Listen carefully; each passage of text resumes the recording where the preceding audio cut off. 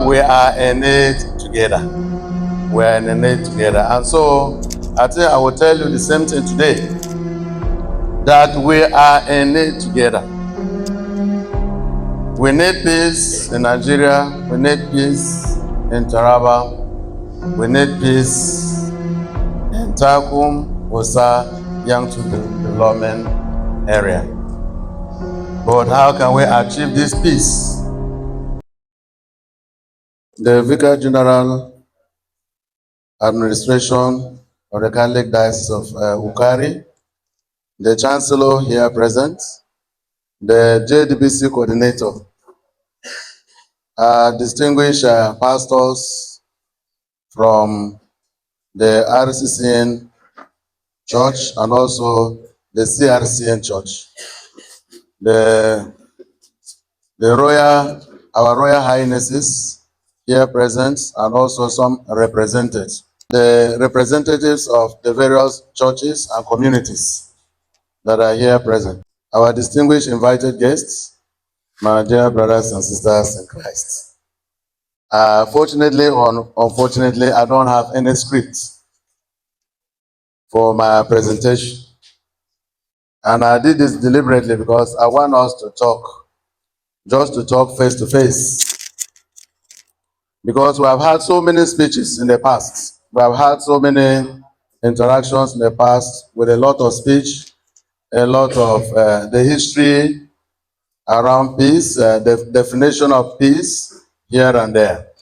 But then I decided to just come and address you, to come and talk to you face to face like this, so that we can look at the issue of peace practically, not just talking about peace, but trying to see how we can achieve peace together as a people, drawn from different cultural backgrounds, religious backgrounds, professional backgrounds. So, but I would like to begin by thanking God for making it possible for me to come. Because when I was preparing to come to Takum, I was told, without security, you cannot come into Takum, because the place is a no-go area. Especially if you have to come from Mararaba side. I'm told that it's not possible to come in. So, but we thank God that I'm here. And this morning we already celebrated Mass, the Mass of Peace and Reconciliation. And this afternoon we are here together to discuss peace. So I would like to thank God for making this gathering possible. And secondly, I would like to thank each and every one of you for your prayers that led to the success of the erection of the new diocese of Ukari. That is the newest diocese in Nigeria. And I would like to thank those of you who were there physically present to celebrate with us. Even though the celebration, took place at the time that Takum also was boiling. But then there were still some that had the courage to go down to Ukari and participate in the event. So I'd like to thank you most sincerely for your presence, for your prayers, and also for your moral support.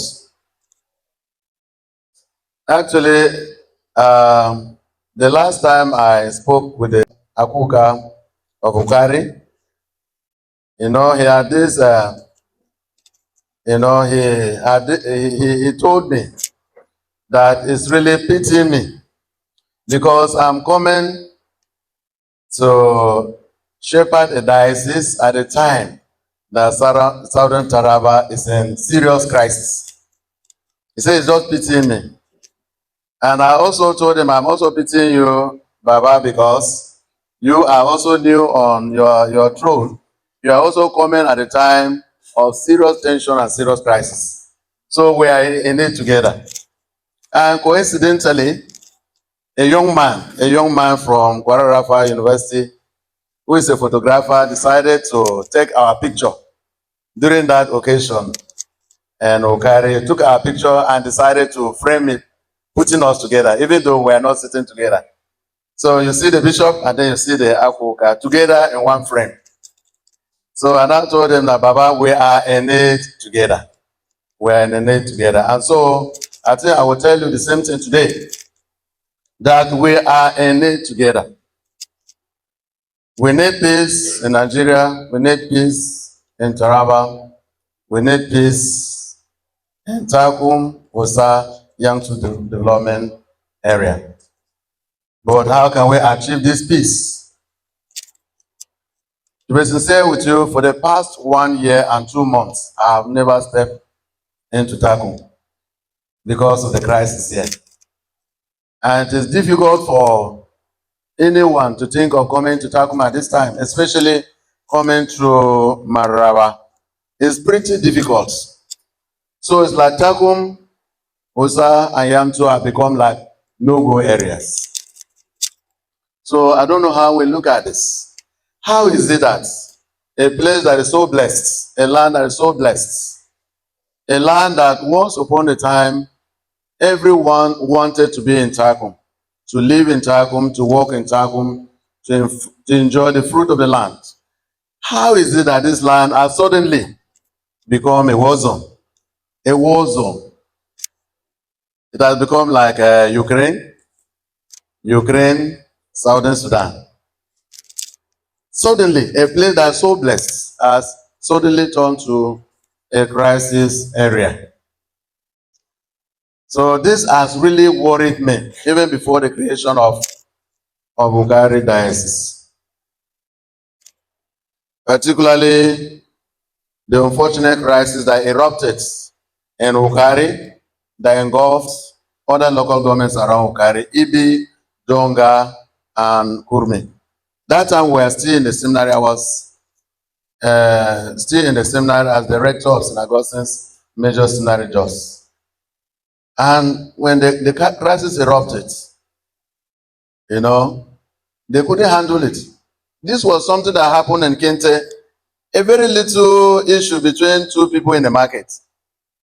And because of the inability of the leadership of the local government to control that event, to name the issue in the boards, the whole thing was enlarged and became a tribal crisis. How is it that a situation between two people, just because one is Steve, the other one is Jukun, you now expand the crisis and make it a tribal crisis? How is it that the issue of a marketing between two people selling yam or selling whatever now become a tribal issue? I think it's very unfortunate. And I think this is something that I would like us to address in this gathering.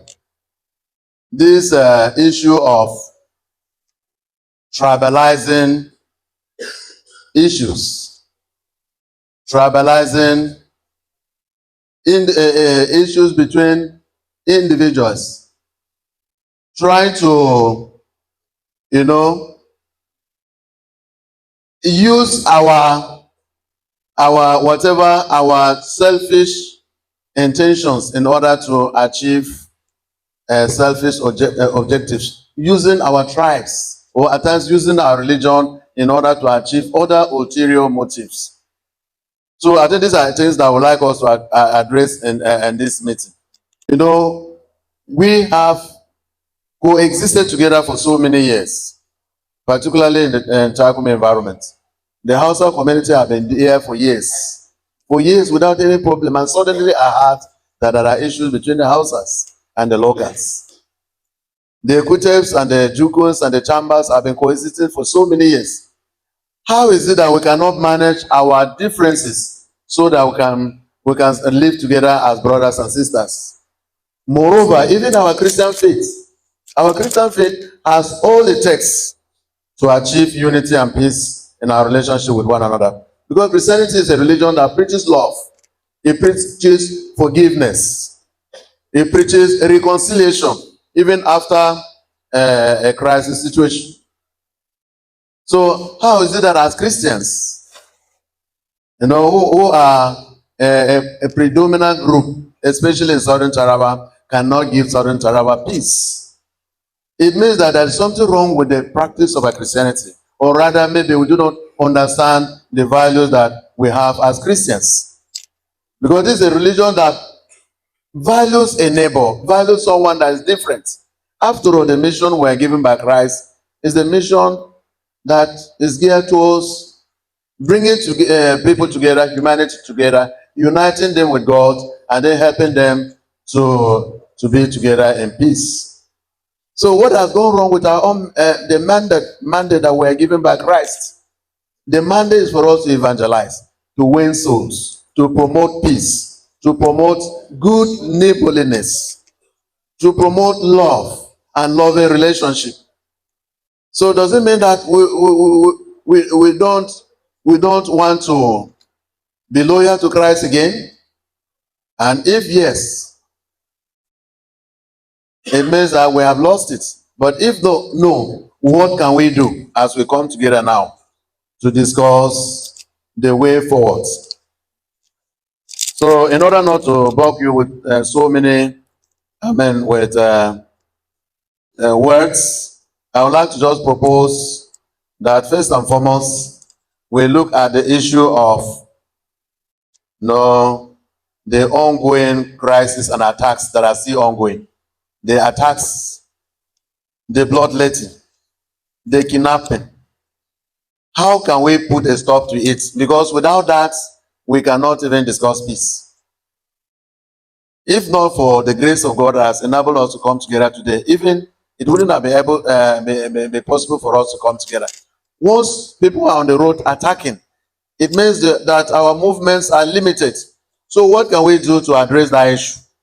To put a stop to attacks so that there will be no longer bloodletting or attacks either in the town or in the villages, on the roads or whatever. That is the first thing I would like us to look at.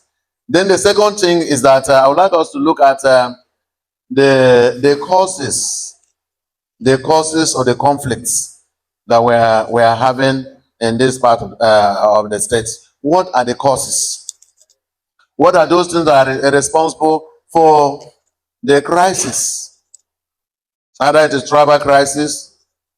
Well, we have never had religious crisis except the last one that was trying to take a kind of religious undertone. But if we are getting to that level, then what are the causes? Because once we are able to trace the causes of some of these conflicts, we can now try to profile solution to them.